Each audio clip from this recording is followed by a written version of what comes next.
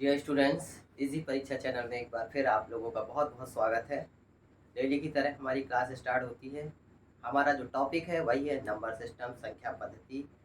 काफ़ी दिन से आप लोगों ने देख रहे होंगे कि हम नंबर सिस्टम्स ही पढ़े जा रहे हैं। क्या है नंबर सिस्टम्स? एक बहुत बृहद, बहुत बड़ी श्रृंखला है, ठीक है।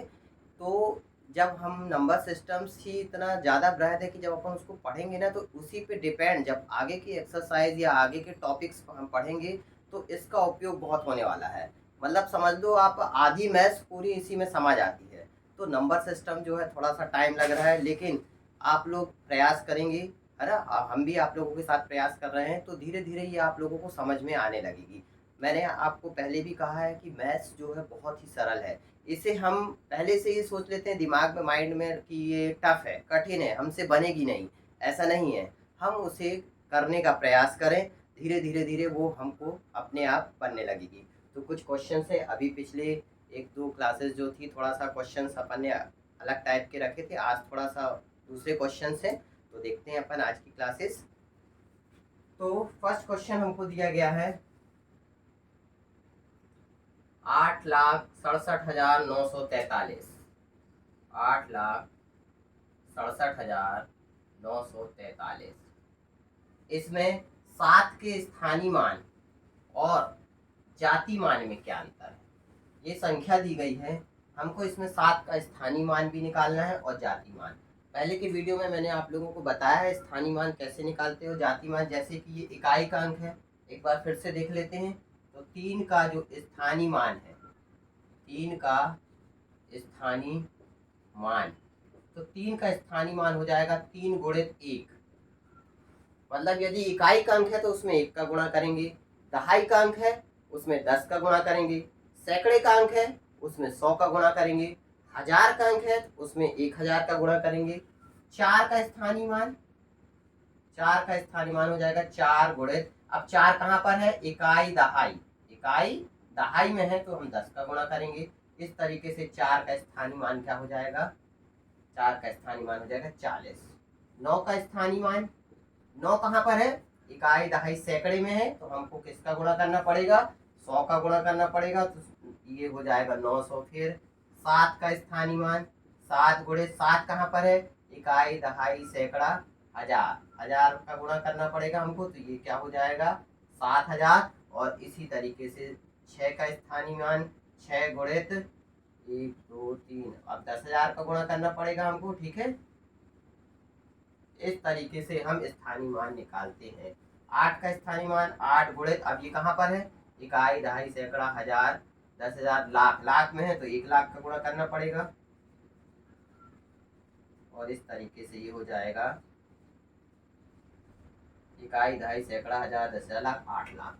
तो इस तरीके से यदि इकाई का अंक है तो उसका स्थानीय मान ज्ञात करने के लिए हमको 1 का गुणा, दहाई का अंक है तो 10 का, सैकड़े का अंक है तो 100 का, हजार का अंक है तो हजार का, इस तरीके से गुणा करके और हम स्थानीय मान निकाल सकते हैं। ये तो हो गई स्थानीय मान की बात। अब दूसरा क्या है, इसमें क्या बोला गया है? जाति मान। जाति मान क्या होता है? जाति मान स्वयं वही संख्या होती है। जैसे कि 3 का जाति मान 3, 4 का, यहाँ हम ये नहीं देखेंगे कि ये इकाई का अंक है कि दहाई का है कि सैकड़े का है। कहीं का भी अंक हो, इकाई दहाई सैकड़ा हजार, वही अंक उसका जाति मान कहलाएगा। जैसे कि 3 का जाति मान 3, 4 का जाति मान 4, 9 का जाति मान 9, 7 का जाति मान 7। अब हम इस प्रश्न में आ जाए, इसमें हमको करना क्या है? 7 का स्थानीय मान। तो 7 का स्थानीय मान देखो, 7 कहाँ पर है? इकाई दहाई सैकड़ा हजार, हजार में है तो 7 में हम हजार का गुणा करेंगे, ये ठीक है।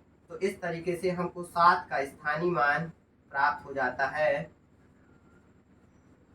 7,000। क्या हो जाता है? क्योंकि यहाँ पर 3 संख्याएं हैं इसके बाद, है ना, 7,000।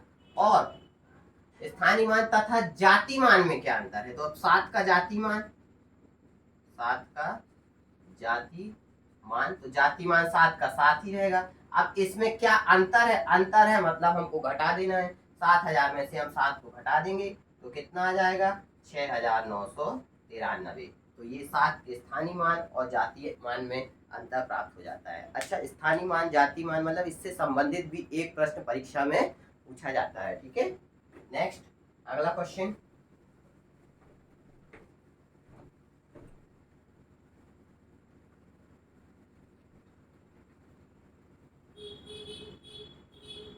अगला क्वेश्चन है हमारे पास 6,89,235। ठीक है, इसमें 9 तथा 3 के स्थानीय मानों का अंतर।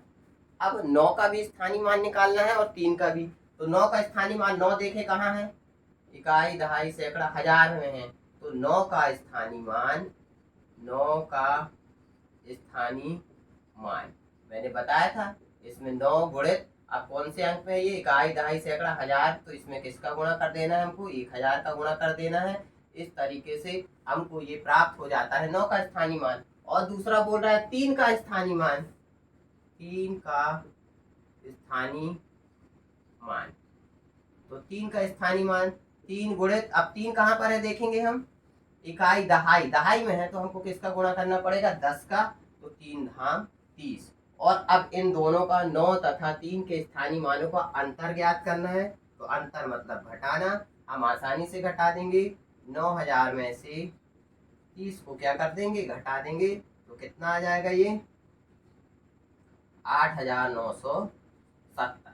ठीक है, 9000 में से 30 घटा देंगे तो ये हमको इनका अंतर प्राप्त हो जाता है। इसके बाद आती है तीसरा प्रश्न है हमारे पास, थर्ड, सबसे छोटी अभाज्य संख्या क्या है। अभाज्य संख्या, ठीक है, सबसे छोटी। तो हमको ये मालूम होना चाहिए कि अभाज्य संख्या 0 से चालू नहीं होती, ठीक है, 1 से भी चालू नहीं होती। अभाज्य संख्या कहाँ से स्टार्ट होती है, 2 से स्टार्ट होती है। तो सबसे छोटी क्या हो जाएगी, 2। इसके बाद 3, 2, 3, 5, 7, 9 नहीं होगी, 11, 13, 17, इस तरीके से ये अभाज्य संख्या है। अब 1 क्यों नहीं होगी, मैंने पहले भी बताया था, ऐसी संख्या जिसके क्या हो, 2 गुणनखंड हो। जैसे 2 से भी विभाज्य है और 1 से भी विभाज्य है। 3 से भी विभाज्य है और 1 से भी विभाज्य है। 5 से भी विभाज्य है और 1 से, मतलब केवल 2 गुणनखंड, केवल 2 गुणनखंड क्या होने चाहिए, 2 गुणनखंड। 17 से भी विभाज्य है और 1 से भी विभाज्य है। 13 से भी विभाज्य है और 1, मतलब यदि 2 गुणनखंड होंगे वो हो जाएगी अभाज्य संख्या। 2 से कम होंगे या 2 से ज्यादा होंगे तो नहीं होगी। जैसे अगर हम यहाँ पर 1 शामिल कर दें तो 1 के गुणनखंड तो क्या होंगे, 1 ही होंगे। तो ये तो 2 नहीं रह गए, 1 ही रह गए। तो यहाँ पर 1 नहीं कहलाएगी, ठीक है, 2 कहला जाएगी। और हमको प्रश्न में पूछा है सबसे छोटी अभाज्य संख्या, तो हम बता सकते हैं सबसे छोटी अभाज्य संख्या क्या होगी, 2 हो जाएगी। ठीक है, नेक्स्ट अगला क्वेश्चन,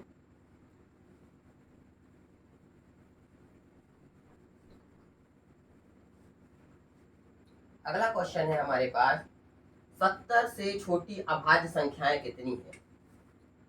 70 से छोटी, तो बस अब हमको ये मालूम होना चाहिए अभाज्य संख्याएं जिनके केवल 2 गुणनखंड होते हैं, स्वयं वह संख्या और 1। ठीक है, तो अभाज्य संख्याएं होती हैं 2, 3, 5, 7।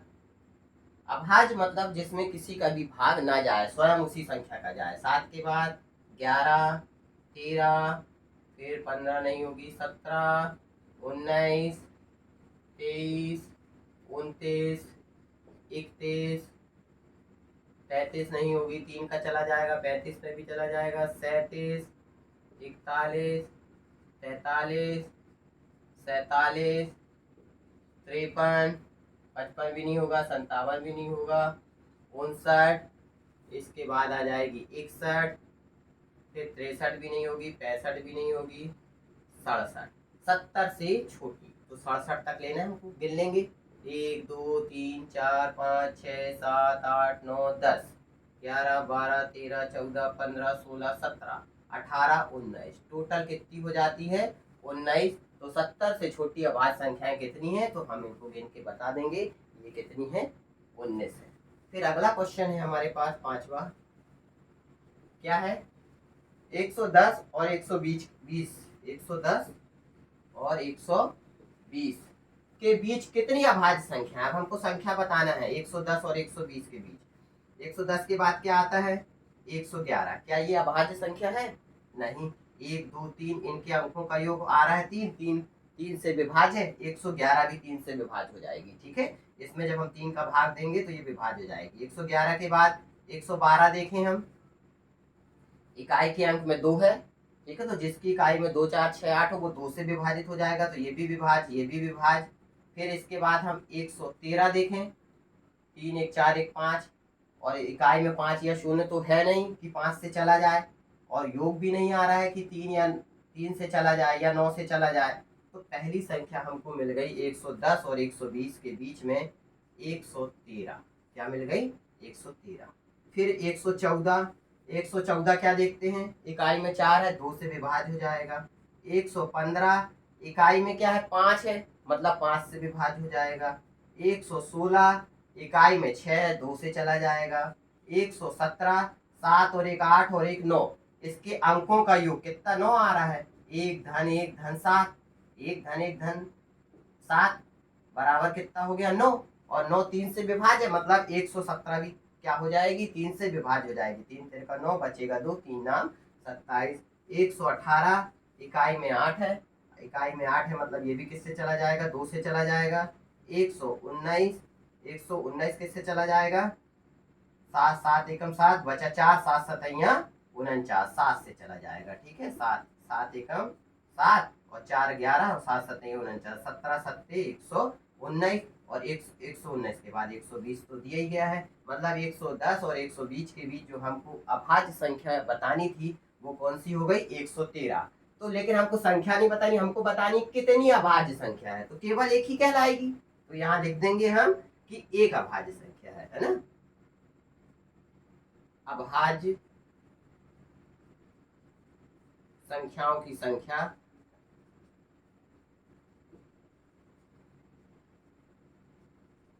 बराबर 1। ठीक है, क्योंकि 110 और 120 के बीच 113 ही एक ऐसी संख्या है जो कि अभाज्य है, बाकी सब भाज्य होती है। तो ये छोटा सा वीडियो है, अगर आप लोगों को अच्छा लगे तो इसे लाइक और शेयर करें।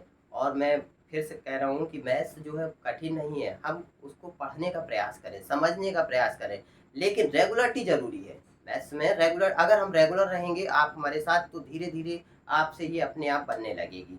ठीक है, तो फिर मिलते हैं नेक्स्ट वीडियो में, तब तक के लिए जय हिंद।